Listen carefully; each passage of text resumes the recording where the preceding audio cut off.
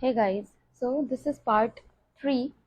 The chapter is Parliament and we will talk about Parliament राज्य सभा के बारे में जो है नोट मेकिंग करेंगे बिकॉज जो कॉन्सेप्चुअल क्लैरिटी है वो ऑलरेडी मैं आपको दे चुकी हूँ।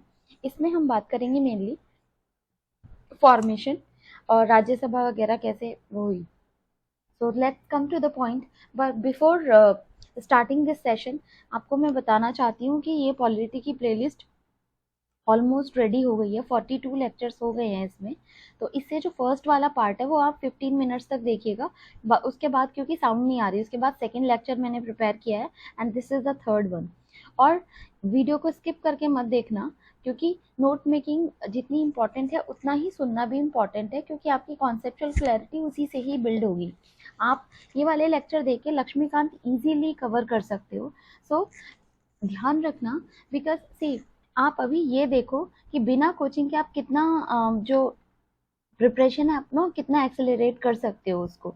बिकॉज जो भी कोचिंग इंस्टीट्यूट्स पेड कोर्स दे रहे हैं तो फिर यूट्यूब में वो बहुत अच्छा कंटेंट नहीं दे पाते हैं। ये मैं अपने पर्सनल एक्सपीरियंस से बता रही हूँ बिकॉज मैंने कोई कोचिंग नहीं ली तो स्टार्टिंग में बहुत सारे टॉपिक्स इधर उधर होते थे। ये ही मेरा मोटिव है इस प्लेलिस्ट को तैयार करने का कि एटलीस्ट जो भी सब्जेक्ट मैं प्रिपेयर कर रही हूँ तो वो पूरा होना चाहिए अच्छे से। वही चीज़ मैंने एनसीईआरटी में भी की है कि एनसीईआरटी की प्लेलिस्ट रेडी की है मैंने। तो आप वो भी देख सकते हो, बहुत ही सिंपल फॉर्म में है तो बहुत ही आपको कभी ये डर नहीं लगेगा कि हमने एनसीईआरटी नहीं पढ़ी थी। ठीक है, so let's come to the point. Article 80 बात करता है राज्यसभा की या फिर आप इसे कह सकते हो council of states. So we will discuss about it is upper house of the parliament. तो स्टेट रिप्रेजेंटेटिव्स आते हैं राज्यसभा में। 1950 में काउंसिल ऑफ स्टेट्स का फॉर्मेशन हुआ था। 1952 में एस्टैब्लिशमेंट हुआ। I mean council of states की जो टर्मिनोलॉजी थी वो आई थी। उसके बाद 52 में इसका एस्टैब्लिशमेंट या फॉर्मेशन हुआ था राज्यसभा का। 1954 में हिंदी में इसको राज्यसभा बोला गया था। और जितने भी मैक्सिमम मेंबर्स हैं इसमें 250 होने चाहिए। तो ये मैं एक्सप्लेन कर चुकी हूँ, जस्ट आपको एक फाइन ट्यून कर रही हूँ कि ये नोट्स आपको ऐसे ही बनाने हैं क्योंकि प्री के लिए आपको नोट्स अगर आप इस तरह से बनाओगे तो दिमाग में बहुत अच्छे से रहेगा। कम से कम 7 से 8 बार मैं पॉलिटी की जो लक्ष्मीकांत है वो अच्छे से पढ़ चुकी हूँ। तो ये चीज़ें मैं रियलाइज कर पा रही हूँ और सिमिलरली यही चीज़ मैं आपको बताना चाहती हूँ कि आप ये मत देखो कि आप नहीं कर पा रहे, आप बस ये देखो कि आपको करना कैसे है। ठीक है, तो बहुत सारा डेटा अवेलेबल है, आप इजीली देख सकते हो। मैक्सिमम मेंबर इन राज्यसभा 250 है, 245 है अभी प्रेजेंट डे में। टोटल 233 इलेक्टेड मेंबर्स होते हैं जिसमें से स्टेट 229 आता है स्टेट्स और यूनियन टेरिटरीज से आता है 4। जम्मू कश्मीर इसमें नहीं है अभी, दिल्ली एंड पुडुचेरी है। उसके अलावा स्पेशल पावर है जो राज्यसभा की to create all India services, IAS IFS and IPS service create करता है। To create state list appointed by president under article 249 discussion. और उसके अलावा अपॉइंटमेंट जो होता है आईएएस आईएफएस जितनी भी ऑल इंडिया सर्विसेज हैं उनके लिए आर्टिकल 312 में होता है ये। तो उसका डिटेल में डिस्कशन करेंगे हम जब गवर्नेंस वाला पोर्शन में करेंगे। टर्म पीरियड की बात करें इंडेफिनिट टाइम तक है। मेंबर्स का जो टेन्योर है वो 6 ईयर्स का है और जो ये अनडिजॉल्वेबल हाउस है उसको डिजॉल्व नहीं किया जा सकता। राज्यसभा मेंबर्स के जो अपॉइंटमेंट होता है वो स्टेट लेजिस्लेटिव असेंबली से ही होता है। जो विधानसभा में हार गया हो, आई मीन जो स्टेट लेजिस्लेटिव असेंबली के थ्रू जो राज्यसभा में जो विधानसभा में हार गया वो यहाँ पे आते हैं रिप्रेजेंटेशन से। 1/3 मेंबर जो वैकेट होती है हर साल, इस तरीके से डिजाइन किया गया है राज्यसभा को कि उसमें जो हर 2 साल में 1/3 मेंबर जो होते हैं वो रिटायर होते हैं और न्यू मेंबर्स आते हैं। Chairman of Rajya Sabha vice president होते हैं और deputy chairman it is the convention. ये प्रथा है कि जो डेप्यूटी चेयरमैन होंगे राज्यसभा के वो होंगे अपोजिशन पार्टी से। ठीक है, अब ये जर्नी देखते हैं 1952 से अभी तक। ये तो स्टार्टिंग वाला है तो आप इसमें नंबर्स चेंज होंगे, बस मैं जस्ट आपको परफॉर्मा बताने की वजह से मैंने ये फिगर ली है। तो इसमें सबसे पहले जो भी राज्यसभा फर्स्ट दैट इज 1952 में जो आया था Indian tariff second amendment bill आया था 1952 में। फर्स्ट कॉन्स्टिट्यूशनल अमेंडमेंट बिल आया था 53 में, that is second constitutional amendment bill for the adjustment of the representation of Lok Sabha by increasing the size of population by constituency.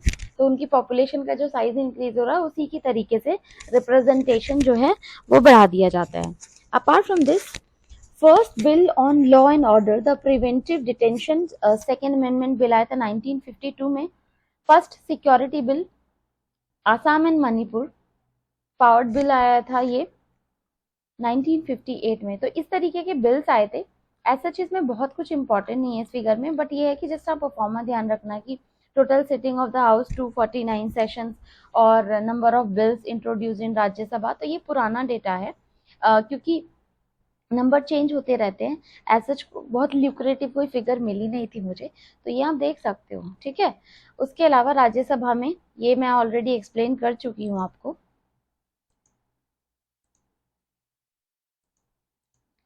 तो total 238 जो हैं members हैं, 12 नॉमिनेटेड हैं. किसी भी ऐसे क्षेत्र से हो, चाहे आजकल तो खेल से भी है, अदरवाइज जैसे लिटरेचर से हैं, उसके अलावा किसी आर्ट एंड उससे है कि एक्टर जैसे रेखा हैं, रेखा जी थी, वो आई थी. और उसके अलावा जावेद अख्तर भी वो थे, हाँ जावेद अख्तर भी आए थे. तो ये जो है 12 नॉमिनेटेड मेंबर्स होते हैं. राष्ट्रपति इनको नॉमिनेट करके राज्यसभा में भेजते हैं. अब ये रीजन क्यों होता है उनको क्यों भेजने का, ये मेंस वाली जो नेक्स्ट आई मीन थर्ड या फोर्थ जो फोर्थ या फिफ्थ लेक्चर करेंगे मेंस के लिए, उसमें करेंगे. मेंस की जो नोट्स हैं उसमें से मैं आपको डिटेल में समझाऊंगी इसके बारे में. अभी जस्ट ये जो फैक्ट्स हैं वो इम्पोर्टेंट है आपको समझना कि एक्चुअली में पार्लियामेंट्री सिस्टम है क्या. ठीक है. लोकसभा और राज्यसभा का जो मेन डिफरेंस है, लोकसभा में जो एज लिमिट है 25 ईयर्स है, डायरेक्ट रिप्रेजेंटेटिव्स आते हैं, और राज्यसभा में इनडायरेक्ट रिप्रेजेंटेटिव्स आते हैं. ठीक है. नॉमिनेशन जो एंग्लो इंडियन का था ये दो, ये अब हटा दिए गए हैं 104 कॉन्स्टिट्यूशनल अमेंडमेंट एक्ट से. तो ये मैं ऑलरेडी आपको बता चुकी हूँ. और लेजिस्लेटिव असेंबली जो स्टेट्स की हैं यहाँ पे, तो वो स्टेट्स के लिए भी हटा दिया गया अभी के लिए. तो टोटल जो इसके 5 इयर्स का टेन्योर होता है लोकसभा का, और राज्यसभा में परमानेंट हाउस होता है. मैक्सिमम सीट 552 है, बट करंट में 545 है. और यहाँ पे राज्यसभा में 250 है, बट करंट में 245 है. जो भी रिप्रेजेंटेटिव्स है यूनियन टेरिटरीज के, तो लोकसभा में आते हैं, but no only Delhi and Puducherry आता है राज्यसभा में. ठीक है. प्रेसिडिंग ऑफिसर जो हैं स्पीकर एंड डेप्यूटी स्पीकर हैं दोनों, और chairman of and vice chairman हैं जो राज्यसभा को प्रेसाइड करते हैं. अब स्टेट रेजिडेंसी नॉट रिक्वायर्ड, इसमें भी रिक्वायर्ड नहीं है. नॉट रिक्वायर्ड एनी मोर, अब नहीं है, पहले होती थी. राज्यसभा और लोकसभा का डिफरेंस मेनली मैं आपको समझा चुकी हूँ. तो बस जो लाइनर में अगर आपको लिखना हो तो आप इससे भी लिख सकते हो. ठीक है. अब ये राज्यसभा के जो मेन ऑर्गन्स है, council of states and house of people, इसमें आते हैं. अब 50 जो नॉट मोर देन 250 मेंबर्स, और यहाँ पे 252 से ज़्यादा नहीं होने चाहिए. उसके अलावा 12 नॉमिनेटेड मेंबर्स एंड 238 से रिप्रेजेंटेटिव ऑफ स्टेट्स, इससे ज़्यादा नहीं होने चाहिए. यहाँ पे 530 representatives of states plus not more than 2 nominated. अब ये नॉमिनेटेड एंग्लो इंडियन वाला तो ये हर जगह से हट ही जाएगा, बट अभी भी ये है कि हाँ याद रखना चाहिए, इसलिए यहाँ से डिलीट भी नहीं कर रहे हैं. नॉट मोर देन 20 रिप्रेजेंटेटिव्स, अभी के लिए 13 हैं, बट ये है कि मैक्सिमम 20 नंबर्स हो सकता है. अब 170 की बात करते हैं आर्टिकल की, स्टेट लेजिस्लेटिव असेंबली. ठीक है. जो इसके हेड होते हैं वो चीफ मिनिस्टर हैं स्टेट लेजिस्लेटिव असेंबली का, क्योंकि गवर्नमेंट वही बनाते हैं. जो मिनिमम एज है 25 ईयर्स है, मैक्सिमम जो मेंबर हैं 500, और मिनिमम मेंबर 60 होना चाहिए इसमें. उसके अलावा टेन्योर 5 इयर्स है, और लोअर हाउस ऑफ पार्लियामेंट बोला जाता है इसको, या house of people for states. उसके अलावा जो है presided by state speaker. Money bill introduce करते हैं, consolidated fund of India article 266 में आता है, और स्टेट बजट आर्टिकल 200 में आता है स्टेट्स के लिए. अब मैक्सिमम जो नंबर ऑफ सीट्स हैं 403 है, और स्टेट लेजिस्लेटिव असेंबली की, और सिक्किम और गोवा की है 32 जो कम है। और leader of state legislative assembly जो है चीफ मिनिस्टर है, गवर्नर जो है अपॉइंट करता है, और गवर्नर चीफ मिनिस्टर और स्टेट काउंसिल ऑफ मिनिस्टर दोनों रेस्पॉन्सिबल हैं प्रेसिडेंट के तरफ की जो भी इंफॉर्मेशन वगैरह स्टेट में चल रही है वो गवर्नर को देनी होंगी चीफ मिनिस्टर को। अब फंक्शंस की बात करते हैं, बट फंक्शन से पहले हम बात करते हैं स्टेट स्पीकर। 1951 में सेंसस आया था, सेंसस ऑर्गेनाइज किया गया था, जिसमें qualification of MP and MLA को मेंशन करना पीपल रिप्रेजेंटेटिव एक्ट्स के द्वारा 1951 में। 21 इयर्स का जो भी पहले था उस टाइम पे 21 इयर्स का बंदा वोट दे सकता था, बट उसके बाद 61st कॉन्स्टिट्यूशनल अमेंडमेंट एक्ट में ये वो कॉन्स्टिट्यूशन अमेंड किया गया था, और उसके बाद एज को 21 से घटा के 18 कर दी गई थी। MP MLA disqualification norms and उसके अलावा should not be any office of profit नहीं होना चाहिए इसके मेंबर के लिए। Apart from this delimitation commission decide करता है, 1952 में फॉर्मेशन हुआ था। सो उसमें जो स्टैट्यूटरी बॉडी है सबसे पहले तो ये, and made by the parliament, where a voter can vote on which constituency, ये डिलिमिटेशन कमीशन ही डिसाइड करता है, और ये कोर्ट में इन्फोर्सेबल नहीं है, आप इसके फैसले के अगेंस्ट कोर्ट में नहीं जा सकते। अब फंक्शंस की बात करो स्टेट स्पीकर के, so maintain decorum in state legislative assembly, he cannot cast his vote, but in case of tie के टाइम पे अपना वोट कर सकता है, अदरवाइज नहीं कर सकता।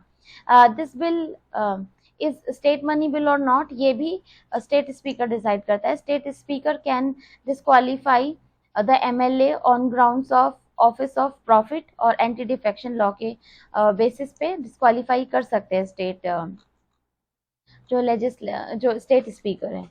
अब लोकसभा की बात करते हैं। लोकसभा में लीडर जो है प्राइम मिनिस्टर होते हैं, हाउस ऑफ पीपल बोला जाता है, और गवर्नमेंट ऑफ इंडिया 1935 से बहुत सारा जो प्रोविजन हमने लिए गए थे, तो यहाँ पे डायरकी सेंटर में आई थी, जहाँ पे सेंटर और स्टेट की जो भी पार्ट्स थी वो दोनों डिफरेंट है।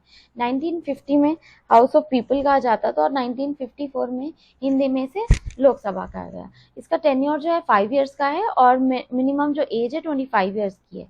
तो ये नोट मेकिंग के लिए है, तो आपको थोड़ा सा ध्यान रखना है, ठीक है। उसके बाद अब आता है, यहाँ पे मैं आपको समझा देती हूँ, थोड़ा क्लैरिटी से दिया हुआ है। एस्टेब्लिशमेंट 1952 में हुआ था। लोकसभा में लीडर जो है लोकसभा के प्राइम मिनिस्टर है, और स्पीकर जो है प्रिसाइडेड बाय स्पीकर, लोकसभा को स्पीकर के द्वारा प्रिसाइड किया जाता है। President can dissolve on the advice of council of minister, तो डिसॉल्व भी की जा सकती है, but on the recommendation of council of minister. 1951 election जब हुए थे, तो 1952 में इसका एस्टेब्लिशमेंट हुआ था। उसके बाद 1954 में हिंदी में इसको लोकसभा कहा गया, और जो मिनिमम एज लिमिट है 25 ईयर्स है। It is powerful house of the parliament, and maximum जितने भी डिसीजंस होते हैं सबसे पहले लोकसभा के द्वारा लिए जाता है मोस्ट ऑफ द टाइम। तो टोटल जो भी मेंबर्स थे 552 थे, अभी के करंट टाइम पे 545 हैं, जिसमें इलेक्टेड और नॉमिनेटेड मेंबर्स हैं। I already explain that. अब जिसमें जो है 1950s में एज, ये मैं बता चुकी हूँ कि 61st कॉन्स्टिट्यूशनल अमेंडमेंट एक्ट के थ्रू ये 18 साल हो गई थी। पीपल रिप्रेजेंटेटिव एक्ट में भी जो वोटर आईडी है वो बनाने के लिए proforma qualification of MP MLA को, और who will vote where delimitation commission decide कर रहा है ये। व्हेन पीपल रिप्रेजेंटेटिव एक्ट 1951 में बना था, तो voter ID, allocation, delegation, moral code of conduct और एमपी एमएलए का क्वालिफिकेशन डिक्लेरेशन, ये सारा ऑलरेडी जो है उसमें रिप्रेजेंटेटिव एक्ट में डिस्कशन हुआ था, और उसके बाद ये बोला गया कि ये सारे जो है प्रोविजन पीपल रिप्रेजेंटेटिव एक्ट में होंगे। अब डिलिमिटेशन कमीशन की बात करते हैं। स्टैट्यूटरी बॉडी है सबसे पहले तो, act made by parliament, parliament के द्वारा जो भी एक्ट होता है उस पर बेसिस है। Define where voters will vote and in which constituency, तो ये भी डिलिमिटेशन कमीशन ही डिसाइड करता है। The decision of the delimitation commission can't be modified, और कोर्ट ऑफ लॉ में नहीं जा सकते हैं। The decision of delimitation commission can't be appeal in any court of law. अब डिलिमिटेशन कमीशन का है जस्ट एक फिगर वाली फॉर्म में है। The process of rewarding boundaries of Lok Sabha and state assembly seat through representative changes in the population. तो population में जो रिप्रेजेंटेटिव चेंजेस हैं उसको भी विड्रॉ करने की बात, जैसे आर्टिकल 370 है, पहले और अदर स्टेट के लोग वहाँ पे प्रॉपर्टी नहीं खरीद सकते थे, बट अब खरीद सकते हैं। The main task of delimitation commission is to rewarding the boundaries of the various assembly and Lok Sabha constituencies based on a recent census. तो अब डिलिमिटेशन कमीशन तो ये जम्मू कश्मीर वाला पोर्शन है उसमें है, लद्दाख वाले में नहीं है। एंड डिलिमिटेशन कमीशन परिसीमन आयोग, तो यहाँ से जम्मू कश्मीर नहीं है, बट बाकी ये जो है 5-6 स्टेट्स हैं। वैसे डिलिमिटेशन कमीशन के बारे में ऑलरेडी काफ़ी डिस्कशन हो चुका है, तो एक बार देख लेना, क्योंकि इतनी जो है डिसीजन लेना बहुत इजी नहीं होता है। स्पीकर मेंटेन डेकोरम, और उसके अलावा जितने भी बातें वगैरह हैं वो रोकने के लिए जो डिसिप्लिन मेंटेन किया जाता है वो स्पीकर ही करता है। Speaker have no right to vote, but in case of the tie वो सब वोट करता है। स्पीकर प्रेसिडेंट की जॉइंट सिटिंग बुलाते हैं, मतलब प्रेसिडेंट बुलाते हैं जॉइंट सिटिंग, तो बट इंफॉर्मेशन तो स्पीकर देते हैं। Speaker appoints chairman of parliamentary committees, जैसे standing committee, public account committee, तो इस टाइप की जो कमेटीज हैं इसमें आती हैं। इन सम कमेटीज ही हिमसेल्फ और chairman, speaker presided the secret meeting in parliament. Speaker always a member where winning party का होना चाहिए ये। Deputy speaker always from opposition party, whether the bill is money bill or not, ये भी state